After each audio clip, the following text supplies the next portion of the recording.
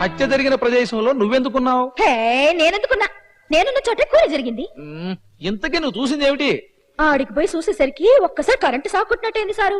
నా కండ్ల పడ్డ ఆ నిజం అబద్ధమైతే ఎంత మంచి గుండు.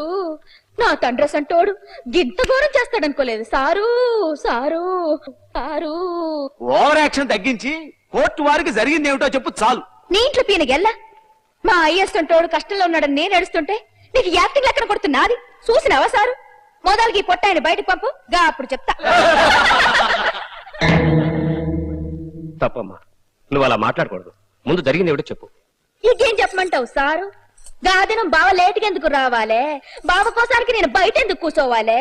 కూసున్నందుకే కదా నా తండ్రి సంటోడికి ఇంత కష్టం వచ్చిందిరా దేవుడా దేవుడా. ఇంతవరకు విషయం చెప్తే ఒట్టు చెప్పు తల్లి. ఇప్పుడు నిజం చెప్పకపోతే న్యాయానికి అన్యాయం అవుతుంది, అబద్ధం చెబితే అన్యాయం.